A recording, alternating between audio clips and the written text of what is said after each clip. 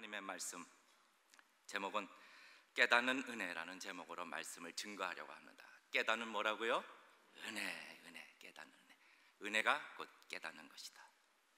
성경에서 안다라는 표현을 합니다. 내가 너를 안다. 하나님께서 나를 안다. 이 안다라는 표현은 피상적으로 아는 것이 아니라 정말로 친밀하여 내가 너의 모든 것을 안다라는 뜻입니다. 힘써 여호와를 알자, 또 여호와의 선하심을 맛보아 알지어다. 이와 같이 안다라는 표현은 그것에 대해서 아주 친밀하게 자세하게 그리고 마음판에 새겨지도록 안다는 것을 의미하는 것이죠. 다시 말해 깨닫는다는 것을 의미하고 있습니다. 여러분 보십시오. 자기가 가지고 있는 물건이 얼마나 보배로운지 또 얼마나 귀한 것인지, 여러분 이것이 실제로 귀한 물건이라 할지라도 이것이 정말로 귀한 것인지 알지 못하고 또 어떻게 사용하는 것인지 알지 못하고 무엇인지 알지 못한다면 이 물건은 보배가 되는 것이 아니라 오히려 거추장스러운 불편한 것이 될 뿐입니다. 마태복음 7장 6절 말씀에 거룩한 것을 개에게 주지 말며 너희 진주를 돼지 앞에 던지지 말라. 저희가 그것을 발로 밟고 돌이켜 너희를 찢어 상할까 염려함이라. 깨닫지 못하기 때문에 이와 같은 일들이 있게 되는 거죠. 이와 같은 일이 있습니다. 보통 이제 어떤 남편들은 그 아내가 진주 목걸이를 탁 찹니다. 그럼 뭐라고 얘기합니까? 돼지목에? 예, 그러면 안 된다는 얘기예요. 돼지목에 진주 목걸이 이렇게 얘기하면 안 되죠. 그렇죠? 그때는 딱 이렇게 진주가 왕비를 만났구나. 왕비를 만났구나. 여러분 이게 뭐냐? 진주의 가치를 알지만 또 누구의 가치를 아는 겁니까? 자기 아내의 가치를 알게 되는 거죠. 깨닫기 때문에 이렇게 얘기를 하는 겁니다. 그렇게 얘기하면 뭐 어느 정도 반찬이라도 좀 달라지지 않겠습니까? 예. 돌아가셔서 남편분들은 야 드디어 조그만한 뭐 유리 조각이라도 이것이 왕비를 만났군요. 왕비를 말씀 한번 꼭 들으시기를 주님의 이름으로 권면합니다. 예. 하나님의 말씀입니다. 성경은요. 그러나 이것이 하나님의 말씀이며 참된 진리의 생명의 말씀이라는 것을 우리는 알지만 성경에 대해서 피상적인 지식이 많고 또 성경을 수백 번 읽었다 할지라도 성경이 정작 말씀하시고자 하는 바를 우리가 깨닫지 못한다면은 성경은 거추장스럽고 불편한 것이며 하나의 과거의 유산이 되는 책일 뿐인 것입니다. 어느 칼럼, 그 신문사에서 칼럼을 하나 냈는데 어느 수도사가 기고한 글이 있습니다. 이렇게 얘기하더군요. 그 수도사는 전능하신 하나님께서 단지 믿는 신자와만 함께 하신다? 아니 그렇지 않을 거라고 하는 겁니다. 어떻게 하나님이라고 한다면은, 전능하신 하나님이라고 한다면은 온 세상 모든 사람들에게 다 함께 하여야 이 정도가 되어야 전능하신 하나님이 아닙니까? 라고 얘기하는 것이죠. 이것이 그의 논리입니다. 그리고 그 수도사는 이렇게 얘기하죠. 자기네들은 선교를 하지 않는데요. 왜? 타인에게 부담을 주기 싫다라는 거죠. 단지 그 사회에서 녹아서 섬기고 봉사하며 또 그렇게 어울려 살 때 그곳에 있는 사람들이 자연스럽게 수도원으로 오게 된다라는 겁니다. 상당히 설득력이 있는 것처럼 들립니다. 그러나 그렇다 할지라도 이것은 옳은 것이 아닙니다. 세상은 이와 같은 기독교를 원하고 있을지라도 그러나 그것은 참이 아니고 옳은 것이 아니라는 것이죠. 왜요? 하나님이 성경을 통하여 그렇게 말씀하고 있지 않기 때문이라는 거죠. 나는 너희의 하나님이 되고 너희는 나의 백성이 되겠다. 하나님은 분명히 구별된 자들의 하나님이시고 구별된 자기 백성들과 동행하시는 하나님이시라고 우리에게 가르쳐주고 있다라는 겁니다. 오늘날 아무리 그 세상의 기독교에 대해서 이기적이다, 폐쇄적이다 이렇게 비난을 할지라도 여러분, 하나님의 말씀인 이 성경의 진리는 결코 변하지 않는다라는 사실이죠. 교회는, 성도는 아무리 세상의 논리가 그럴싸한다 할지라도 여러분, 하나님의 말씀이 아닌 것에는 결코 동조할 수 없다라는 것이죠. 선교도 당연히 우리가 해야 할 일입니다. 예수님께서도 얼마든지 세상이 원하는 자가 될 수 있었습니다. 그러나 세상으로부터 환영받는 자가 될 수 있었지만 그것이 아니라, 그 길을 택한 것이 아니라 고난과 세상의 걸림돌이 되고 세상으로부터 미움을 받는 하나님의 길을 택하셨다라는 거죠. 그로 말미암아 저와 여러분에게 영원한 생명이 주어진 줄 믿으시기를 주님의 이름으로 축원합니다. 하나님이 세상의 길을 택하셨다면, 예수 그리스도께서 세상의 길을 택하셨다면 우리에게는 생명의 축복은 없게 되는 거죠. 중요한 것은 여러분, 무엇을 따라 사느냐 이거죠. 무엇을 따라 생각하고, 무엇을 따라 판단하고, 무엇을 따라 살아가시겠습니까? 성도님들, 성경의 진리의 말씀을 따라 생각하고, 성경의 진리에 따라 판단하고, 성경에 따라 살아가시기를 주님의 이름으로 축원합니다. 그러므로 우리는 성경을 알아야 한다는 거죠. 그런데 로마서 3장 10절 말씀에 3장 10절 11절 기록한 바 의인은 없나니 하나도 없으며 깨닫는 자도 없고 하나님을 찾는 자도 없다고 기록하고 있습니다. 또 신명기 29장 4절 말씀에 우리 같이 한번 읽을까요? 스크린에 나와 있을 텐데 시작. 깨닫는 마음과 보는 눈과 듣는 귀는 오늘날까지 여호와께서 너에게 주지 아니하셨느니라. 다시 말씀드려서 성경이 말하고 있는 그 깨달음에 대해서는 궁극적으로 하나님이 알려주시지 않는다라면 결코 깨달을 수 없다라는 거죠. 이 깨달음은 인간의 손에 있는 것이 아니라 누구의 손에 있는 것입니까? 하나님의 손에 있다라는 겁니다. 우리가 말씀을 깨달았다, 여러분, 이것은요 놀라운 하나님의 은혜가 있다라는 것이죠. 내가 죄인임을 알았다, 나에게 구원이 필요하다, 여러분, 이것은 우리가 특별한 은혜를 받았다라는 것을 가르쳐주고 있는 것입니다. 그렇기 때문에 말씀을 강단에서 전하는 자들이나 말씀을 듣는 자들이나 성령님의 특별하신 은혜와 역사를 기대하고 의지하고 있는 것이죠. 오늘 이 성전에서 우리는 하나님의 말씀을 듣고 또 선포합니다. 오늘 이 자리가 성령님께서 운행하시는 축복된 자리가 되시기를 주님의 이름으로 축원합니다. 이게 중요한 것이죠. 오늘 읽으셨던 본문 안에는 매우 중요한 것을 알려주고 있습니다. 첫 번째는 성도는 성경에 대해서 올바른 지식이 있어야 한다는 거죠. 자, 다 같이 한번 1절과 2절 말씀, 우리 10장 1절 2절 말씀 우리 같이 한번 읽어볼까요? 시작. 형제들아, 내 마음에 원하는 바와 하나님께 구하는 바는 이스라엘을 위함이니 곧 저희로 구원을 얻게 하려 함이라. 내가 증거하노니 저희가 하나님께 열심히 있으나 지식을 쫓은 것이 아니라 라는 말씀.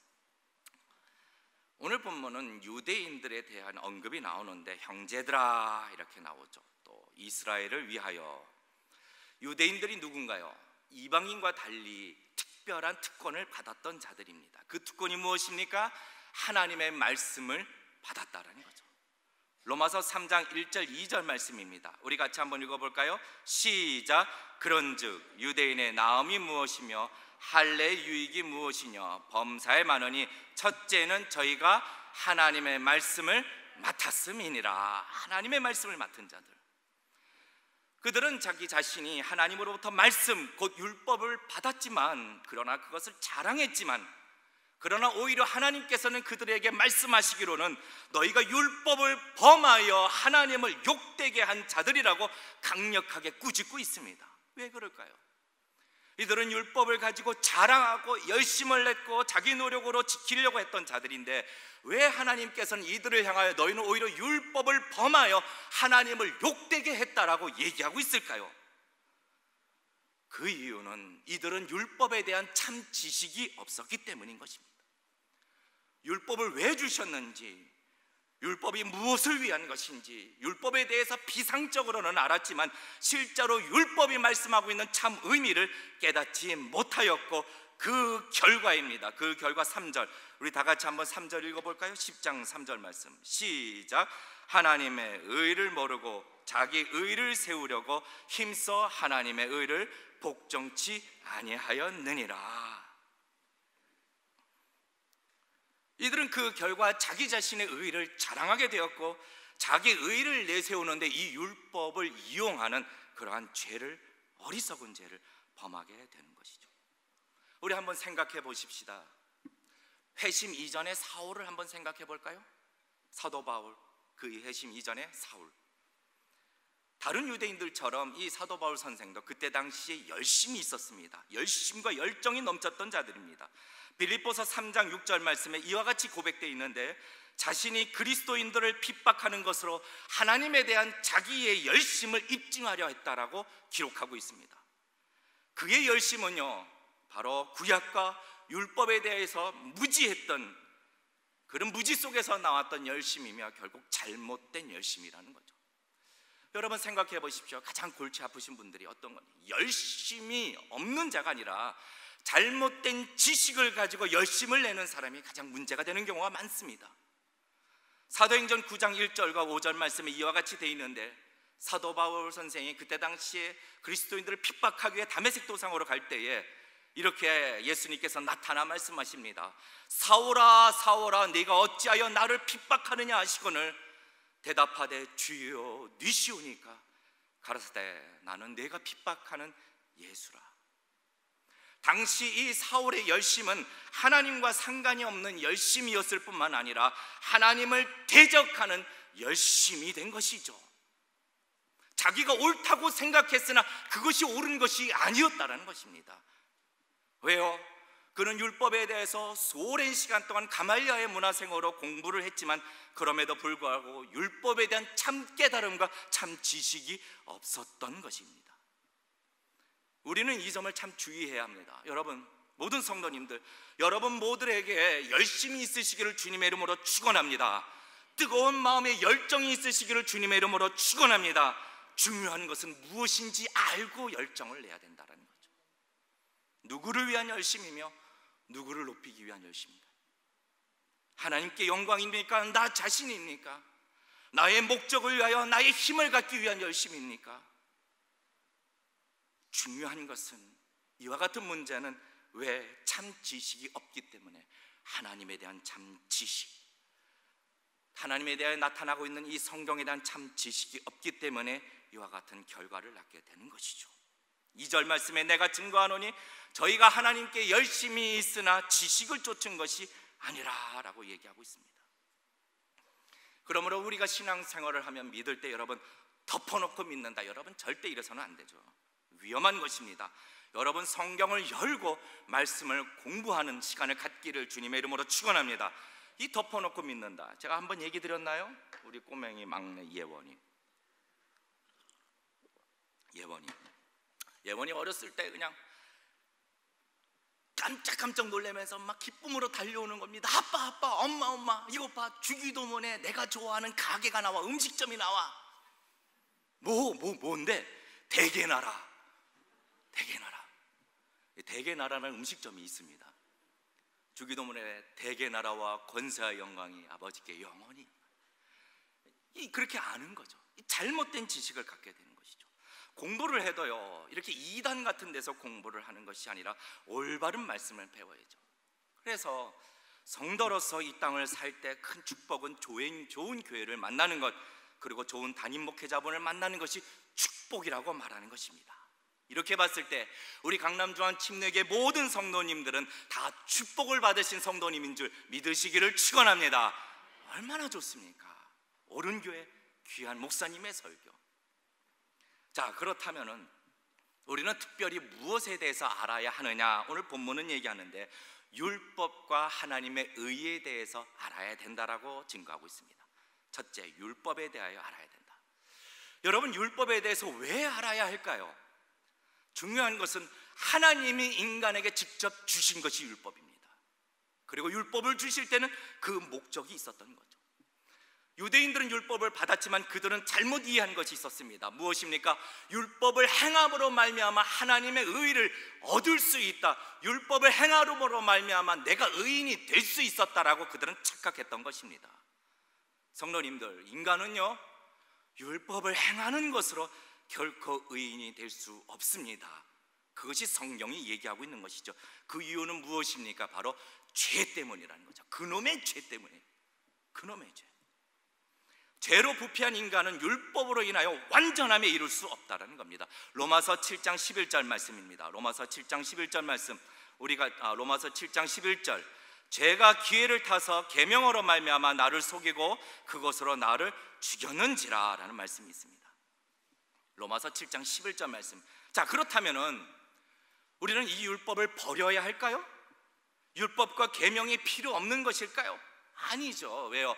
하나님께서 우리에게 주신 것은 하나도 버릴 것이 없다라고 말씀하고 있습니다. 어떤 이들은 이렇게 얘기합니다. 율법주의라는 말을 막 갖다 붙여요. 어떻게 갖다 붙이느냐? 그냥 막 코에다 갖다 붙이고 귀에다 갖다 붙이고 하면서 얘기하는 게, 주일날 꼭 주일날 돼서 예배당에 나와서 예배하는 거, 이거 율법주의다, 그럴 필요가 없다, 그렇게 얘기하고, 또 11조 드리는 것, 이거 율법주의다, 그래서는 안 된다, 갖다 붙이고 있습니다. 율법주의에 대해서. 여러분, 아니죠. 자신들이 헌신해야 하고 부담스러운 것들에 대해서는 다 율법주의라고 말하면서 없애려고 하는 것은요, 자기 신앙을 자기 마음대로 만드는 것입니다. 마치 자기가 자기 하나님을 만들어가는 것처럼 이스라엘 백성들이 광야 땅에서 황금 송아지를 만들고 이가 우리를 구원해내신 여호와라고 말하는 것처럼 지식이 없기 때문에 이와 같은 얘기들을 하는 거죠. 로마서 7장 12절 말씀에 이와 같이 기록되어 있습니다. 로마서 7장 11절, 우리 다 같이 한번 읽어볼까요? 시작. 율법도 거룩하며 계명도 거룩하며 의로우며 선하도다. 율법이 어떻다고요? 거룩하고, 계명도 어떻다고요? 거룩하고 의롭고 선하다라고 우리에게 증거하고 있습니다. 중요한 것은 이 율법을 목적대로 사용해야 한다는 거죠. 그럼 도대체 이 율법이 무엇을 위한 것인가? 여러분 많이 알고 있을 것지만 좀 정리해 보기를 원합니다. 자, 율법은 성도에게 거룩한 삶이 무엇인지를 분명하게 가르쳐 주고 있습니다. 거룩한 삶, 죄가 무엇인지를 알게 해서 죄를 피하고 거룩한 삶이 무엇인지를 살 수 있도록 그 지침서가 되는 거죠. 로마서 7장 7절 말씀 보면은 말씀에 그런즉 우리가 무슨 말을 하리요? 율법이 죄냐? 그럴 수 없느니라. 율법으로 말미암지 않고는 내가 죄를 알지 못하였느니라. 오늘날 그러므로 성도님들이 율법과 계명을 알아야 하고 이것을 지키기 위하여 애써야 하는 것은요, 율법은 죄에 대해서 경계심을 갖게 하고 율법은 죄를 짓는 행동에 대해서 억제하고 있기 때문인 것이죠. 하나님의 백성으로서 내가 어떻게 살아야 합니까? 하나님 아버지, 내가 이미 너에게 다 주지 않았느냐? 성경을 통하여. 여러분, 하나님의 백성으로 살기를 원하십니까? 하나님의 말씀을 열어 기록된 대로 사시기를 주님의 이름으로 축원합니다. 하나님의 뜻이 여기 있는 것이죠. 거룩한 삶입니다. 여러분, 오늘날 성도님들이 이렇게 얘기해요. 성령의 인도함을 따라 살아야 한다. 예, 맞습니다. 성령을 따라 산다고 하면서 하나님의 말씀과 율법과 계명을 버립니다. 이들은 어떻게 착각을 하느냐? 성령을 따라 산다는 것이 마음의 평안함과 마음이 동하는 대로 사는 것, 이것이 성령을 따라 산다고 얘기하고 있는 것이죠. 이거는 성령님에 대한 지식이 없는 어리석은 자의 모습입니다. 성령님은요, 성도로 하여금 하나님의 말씀에 순종하도록, 계명과 율법에 순종할 수 있도록 힘을 주시고 지혜를 주시고 깨달음을 주시고 능력을 주시는 분이십니다. 그러므로 성령을 따라 산다라는 것은요, 율법과 말씀을 떠나서는 살 수 없기에 떠나서는 절대로 성령을 따라 산다라고 말할 수 없다라는 거죠. 성령을 따라 산다는 것은 결국 말씀을 더욱더 가까이 하고 말씀에 기록된 대로 사는 자들에게 하나님의 성령의 역사와 간섭이 있는 줄 믿으시기를 주님의 이름으로 축원합니다. 중요한 것은 내가 거룩하니 너희도 거룩하라, 이것을 마음판에 새기는 겁니다. 하나님의 율법과 계명을 마음판에 새기는 것입니다. 이 삶을 위하여 하나님께서 우리에게 율법과 말씀을 주셨다라는 거죠. 두 번째로, 또 율법은 바로 그리스도께로 인도하는 몽학 선생의 역할을 한다고 얘기하고 있습니다. 누구의 역할이요? 몽학 선생입니다. 갈라디아서 3장 24절 말씀에, 자, 한번 읽어볼까요? 본문에 나와 있습니다. 스크린에 같이 읽겠습니다. 시작. 이같이 율법이 우리를 그리스도에게로 인도하는 몽학 선생이 되어 우리로 하여금 믿음으로 말미암아 의롭다함을 얻게 하려 함이니라. 몽학 선생, 예, 몽학 선생이라는 말은 많이 들었을 겁니다. 인도하는 사람, 가정교사, 이런 의미를 가지고 있죠. 자, 그렇다면은 어떻게 율법이 우리를 그리스도께로 인도하는 몽학 선생의 역할을 합니까? 자, 인간은 처절하게 자기가 죄인인 것을 알아야 그리스도께로 올 수 있다는 겁니다. 내가 죄인 중에 괴수라고 고백할 수 있어야 우리는 내 죄값을 치르신 그리스도 앞에 두 손 들고 나올 수 있게 되는 것입니다. 우리가 죄인이라는 것을 무엇을 통하여 알 수 있다라고요? 율법과 계명을 통하여 내가 죄인이라는 사실을 알 수 있다라는 거죠. 그러므로 하나님이 우리에게 율법을 주셨다라는 것은 아울러 우리에게 은혜를 주신 것과 동일한 얘기입니다. 왜요? 그리스도께로 인도하는 역할을 하기 때문인 것이죠. 또 율법, 작은 의미로는 십계명, 조금 더 넓은 의미로는 모세오경, 좀 더 큰 의미로는 이 구약성경 전체는 결국 메시아이신 예수 그리스도를 향하여 가리키고 있다는 겁니다. 미국의 복음주의 신학자인 존 파이퍼 목사님이 이와 같이 얘기를 합니다. 율법의 메시지와 그리스도의 메시지는 본질적으로 동일하다, 이렇게 얘기합니다. 자, 한번 볼까요? 10장 4절 말씀입니다. 우리가 오늘 본문 읽으신 것 중에 10장 말씀, 10장 4절 같이 읽겠습니다. 시작. 그리스도는 모든 믿는 자에게 의를 위하여 이루기 위하여 율법의 마침이 되느니라. 율법의 완성이 되느니라. 그러므로 율법을 참답게 깨닫는 자는 그의 삶이 곧 그리스도께로 향하는 삶이 되는 것이죠. 성도님들, 여러분 모두가 하나님의 백성으로서 죄를 멀리하시고 죄를 미워하시고 죄를 이기시기를 주님의 이름으로 축원합니다. 거짓을 버리고 시기와 다툼을 버리시기를 주님의 이름으로 축원합니다. 하나님의 거룩한 백성으로 살기를 원하시는 저와 여러분 되시기를 주님의 이름으로 축원합니다. 이 일을 위하여 지침서인 하나님의 말씀 곧 계명과 율법을 우리에게 주셨다는 거죠. 내가 하나님의 거룩한 백성으로 살길 원한다고 고백하면서 말씀을 열지 않고 말씀을 피상적으로 이해하고 이 말씀이 가슴팍에 새기지 않는다라면은 그 입술은 거짓된 입술이라는 겁니다. 말씀대로 살길 원하는 성도님들, 여러분, 이게 참 중요한 게, 우리가 그리스도 십자가의 능력에 대해서 잘 알지만 제가 선교지에 있을 때 이 무지가 어떤 데서 나오느냐, 이 십자가에 대한 복음을 가리키면요, 어느 우리 선교지 가서 그 선교지에 있는 현지 성도들 집에 가면은 막 아픈 곳마다 십자가가 다 그려져 있어요. 빨간색 먹큐름으로 다. 그 의미가 아니죠. 막 그걸로 부적처럼 갖다 온몸에다가 십자가로, 머리 아프면 머리에다가 빨간색 먹큐름을 갖다가 거기다 발라놓고, 배가 아프면 배가 아프다고 거기다 빨간색 먹큐름을 십자가를 그려놓고, 이 무지에서 나오는 것이죠. 여러분, 하나님의 말씀을 알아야 되는 것입니다. 자, 두 번째로 우리가 알아야 할 것입니다. 우리가 율법에 대해서 참 의미를 알아야 하지만 아울러 하나님의 의에 대해서도 알아야 된다라고 얘기하고 있습니다. 하나님의 의. 제임스 보이스라는 신학자가 이렇게 말합니다. 어떤 일들은 한치의 오차도 없이 정확하게 해야 하는 일들이 있다라고. 맞죠? 그 인공위성을 쌓아 올릴 때 그 계산하는 값, 그 각도나 속도나 재질이나 이것이 한치의 오차도 없어야 됩니다. 이것이 좀 틀리게 되면은 우주 바깥으로 튕겨나가 미아가 되기도 하거나 아니면 지구촌 대기권으로 또 다시 떨어져 사망하게 되는 그런 사고를 일으키게 되는 것이죠. 이와 같이 하나님의 의도 정확하게 알아야 한다라고 강조합니다. 도널드 반 하우스라는 신학자는 이렇게 얘기합니다. 생명과 죽음, 순간과 영원에 대한 문제는 하나님의 의에 대하여 올바른 깨달음에 달려있다라고 얘기합니다. 오늘 본문도 이 유대인들에게 문제는 자기의 의와 하나님의 의에 대하여 분별치 못하는 데서 문제가 있는 것이죠. 다 같이 10장 3절 말씀 한번 읽어볼까요? 10장 3절 같이 읽겠습니다. 시작.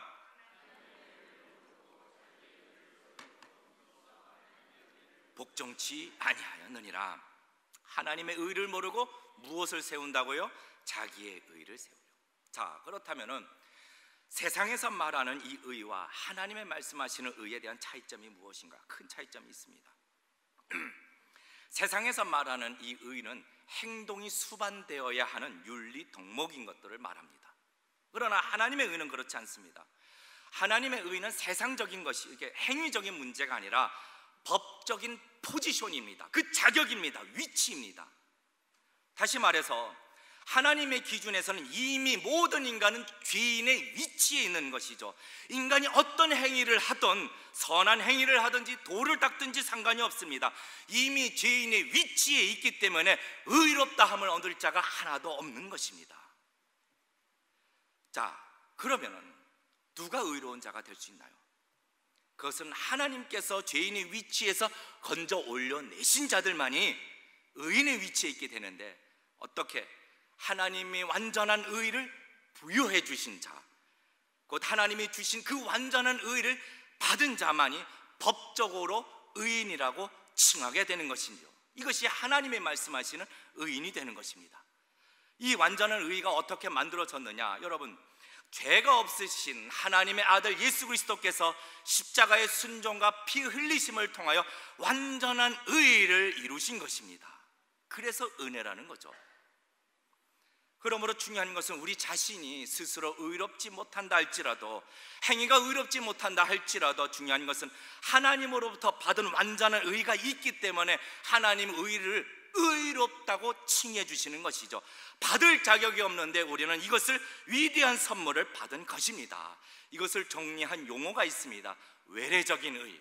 무엇입니까? 내 안에서 의가 나오는 것이 아니라 바깥으로부터 이 의를 받았다. 법정적인 의, 이것은 법적으로 그렇게 효력이 있고 법적으로 의롭다라고 쾅쾅쾅 판결을 낸 것이다. 전가된 의, 이것은 하나님 아들 그리스도 예수의 완전한 의가 우리에게 전가되었다. 그래서 이 세 가지 표현을 쓰고 있는 거죠. 외래적인 의, 법정적인 의, 전가된 의라고 하는 것이죠. 그렇다면 마지막으로 자기의 의를 자랑하고 하나님의 의에 복종치 않는 사람들은 어떤 결과를 갖게 되느냐? 어떤 결과입니까? 첫 번째, 자기 의에 대해서 만족감을 느끼게 되는데, 이 만족감은 결국 자기를 속이는 결과를 갖게 되는 거죠. 정작 자기 자신이 죽은 거라는 것을 깨닫지 못하게 되는 거죠. 여러분, 장례식장 가보거나 장례를 치르다 보면 압니다. 죽은 사람에게 마지막 화장을 다 시킵니다. 화장을 예쁘게 립스틱도 그리고 화장도 다 그리고 진짜 살아있는 것처럼 만들어요. 살아있는 것처럼. 그러나 실제로는 그 사람이 산 자입니까? 죽은 자입니까? 죽은 자죠. 그 안에는 썩고 부패되고 막 낙취가 난다 할지라도 거치장으로 인해서 자기 자신이 죽은 것을 모르다라는 거죠. 자기 의에 만족하는 사람들은 이와 같이 자기 자신이 죽은 거라는 것을 모르고 속아 넘어가고 있다라는 겁니다. 결론적으로는 자기 영혼이 망하게 되고 있다는 것을 모르고 있는 것이죠. 두 번째로, 자기 의를 자랑하는 자들은 어떻습니까? 다른 사람을 쉽게 정죄하고 다른 사람을 쉽게 무시합니다. 왜? 자기가 의롭다고 생각하기 때문에. 자기 판단에 자기가 의로우니까 자기보다 덜 의롭다고 판단되는 사람들을 무시하게 되고, 문제가 내 자신에 있는 것이 아니라 항상 비난할 상대를 찾게 되는 것입니다. 왜? 내가 의로운데. 그러나 여러분, 하나님의 의를 바라보게 된다면 내 자신의 의가 얼마나 비참한지 알게 될 것입니다. 그러면은 겸손하게 되는 것이죠. 내가 죄인이라는 것을 알기 때문인 것입니다. 세 번째로, 자기 의를 자랑하는 사람들의 잘못된 결과는 성경보다 자기 자신의 생각이 옳다라고 결국 얘기하게 됩니다. 진리의 기준을 성경에 두는 것이 아니라 자기가 의로운데 내 가치관의 기준을 두는 것이죠. 성경의 기준을 두고 자기 자신을 판단하는 것이 아니라 자기 가치관의 기준을 두고 거꾸로 성경을 판단하는 것입니다. 뭐가 뭔지 몰라요. 결국에는 성경이 잘못됐다라고 얘기하고 하나님이 부당하다고 말하고 하나님이 불공평하다라고 망하게 되는 것이죠. 말하게 되는 것이죠. 자기 자신의 기준으로 성경을 평가하는 잘못을 우리가 이루게 되는 것이죠. 얼마나 어리석은 것입니까? 여러분, 말씀을 이제 마치고자 합니다. 아무리 세상이 기독교를 향하여 융통성이 없다, 외골수라 이렇게 비난한다 할지라도 여러분, 우리가 붙들어야 될 것은 구원은 오직 완전한 의를 이루신 예수 그리스도를 믿음으로 말미암아 주어지게 되는 것이라는 것을 더욱더 확고하게 붙드시기를 주님의 이름으로 축원합니다. 왜요? 누가 말하고 있습니까? 성경이 말하고 있기 때문인 것이죠. 우리는 성경을 깨달아야 하는 것이죠. 이 성경의 참된 지식을 알게 되는 것이 은혜인 것입니다. 그래서 깨닫는 은혜가 저와 여러분에게 날마다 있으시기를 주님의 이름으로 축원합니다. 말씀을 열어도 그냥 읽는 것이 아니라 이 말씀의 깨달음이 우리 마음에 새겨져서 말씀대로 살아가기를 원하는 그런 열정들이 있어야 된다는 것이죠. 오늘 본문에 통하여 두 가지를 말씀하셨다고 했습니다. 율법과 하나님의 의입니다.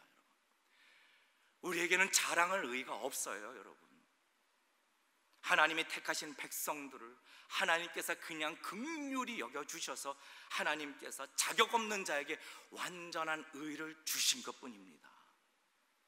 우리는 이 부여해 주신 의를 생각할 때 우리는 하나님의 은혜를 잊어서는 안 된다는 거죠. 그리고 이 은혜를 받은 자로서 여러분 당연한 삶을 사셔야죠. 거룩한 삶을 사시기를 주님의 이름으로 축원합니다. 여기 기록되는 계명과 율법이 우리에게 주시는 거룩한 삶의 지침서가 되는 것이죠. 그러므로 성도님들, 날마다 더욱더 말씀을 가까이 하시기를 주님의 이름으로 축원합니다. 여러분 무엇이 복입니까? 여러분 인생에 무엇이 복입니까? 하나님의 말씀을 가까이 하는 것이 내게 복이다라는 그런 고백이 날마다 있으시기를 주님의 이름으로 축원합니다. 그런데 그냥 가까이만 있는 것이 아니라 여십시오. 성경을 읽으십시오. 공부하십시오. 그리고 성령님께 기도하십시오. 이 말씀을 깨달을 수 있도록, 내 마음밭에 새길 수 있도록 여러분 하나님 앞에 간구하시기를 주님의 이름으로 축원합니다. 왜요? 그렇게 새겨질 때 내 삶이 변화될 수 있기 때문인 것이죠.